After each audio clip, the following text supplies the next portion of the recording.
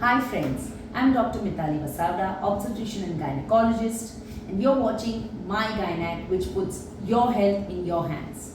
Today, we are going to talk about a very relevant topic, a very common topic, something that almost all pregnant women complain about, talk about, and are distressed about.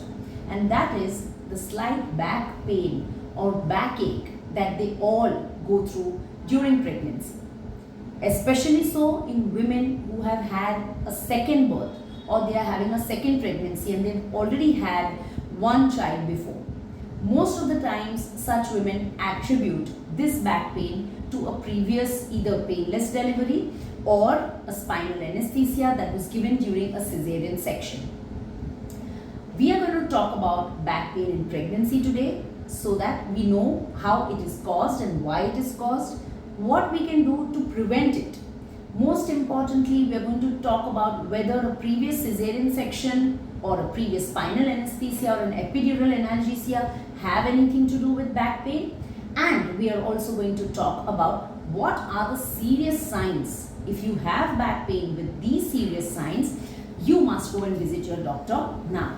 So we're going to cover this topic in a nutshell, in a simple way, so that we all can get around this minor problem but which could take an ominous turn. So let's look first at what causes back pain, especially during pregnancy.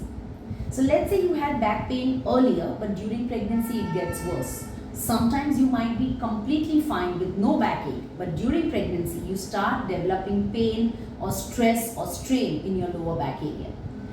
Most importantly, if that happens, you must be sure that you do not lift very heavy weight by slouching your back or curving your back, because that way all the pressure of lifting comes on your lower back area.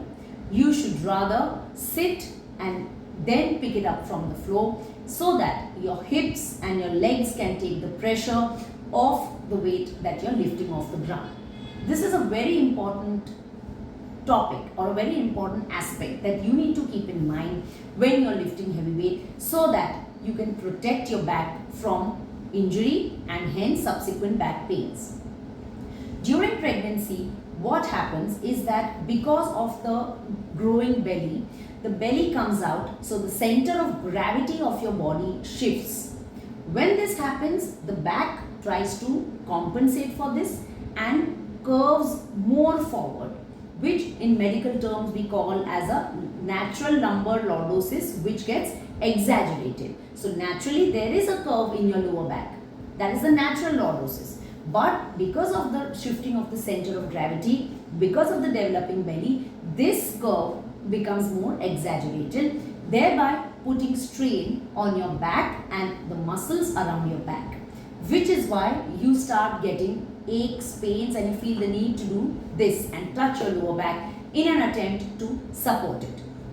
Many a times such backache comes because you're wearing improper footwear.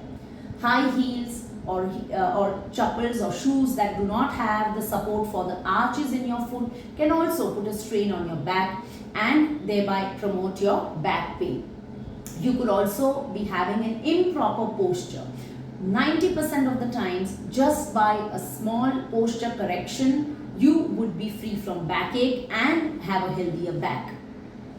The other aspect during pregnancy that takes over is the hormones. Some hormones naturally make the ligaments of the pelvis and the lower back area slightly loose, slightly lax, thereby leading to a chance that they get stressed or strained easily. Now, coming to the important myth that we want to talk about, which is, does having a cesarean section or taking an epidural analgesia for a normal birth or for a painless birth, does that increase your chances of having back pain? Does that lead you to a chronic back pain? The answer is a simple no. Having a cesarean section or having a spinal analgesia does not increase your chances of having back pain in that pregnancy, subsequent pregnancies or after, because if we put it into perspective, the needle that is going to puncture the spine is a very thin needle, maybe as thin as our hair. So it's something like saying that because I got a prick on my finger that my entire hand is paining. Now you all can understand how silly that sounds. Yes, exactly. That's how silly it is to attribute backache to a simple spinal analgesia injections. Alright. Now, when do we see a doctor? When does a backache, say that yes, this is an important or this is an ominous sign and that you must see a doctor? That is when you've had a previous trauma to your back, especially the spinal cord. If you've had any problem there, if you've had any vertebral fractures, you've had fractures of the backbone anywhere in the recent past or earlier, that is when you must talk to your doctor. If you've taken treatment or had a surgery for that trauma, you must keep your doctor in the loop so that he or she can advise you what are the precautions that you need to take to prevent a further injury or chances of a refracture there in during your pregnancy or during childbirth, especially if you are looking at having a normal birth, because that puts more stress and strain on your back muscles and on your spinal on your vertebral column.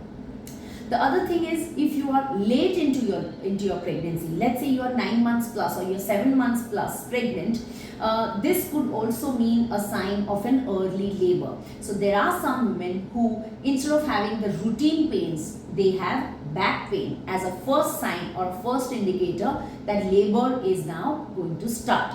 The other important thing that you should not miss out is, if you are having back pain, sometimes it could also be due to an infection in the urine, in which case you might have a bleeding or you might have burning while passing urine. Most importantly, if you suffer from any sensory changes, which means that if you start feeling a little numb on your lower limbs, in that case you must immediately see a doctor who treats spines. The reason being, it could be some kind of tumor or some compression on the spine which is causing you a back ache or a slight discomfort in the back, along with sensory problems in the lower limb areas. So I think that makes it very clear what are the reasons when you should see a doctor immediately. Coming to simple things that you could do, most importantly, it is important that you must be active during your pregnancy. Many a times we see women treating pregnancy as a disease. Pregnancy is a very, very physiological thing that happens to you, and you must be as active as you were, or maybe even more if you can, during pregnancy, unless your doctor has specifically asked you for certain ominous problems or certain serious conditions for you to take it easy or not do as much exercise. So they would normally tell you what are the preventive things different from a routine pregnancy.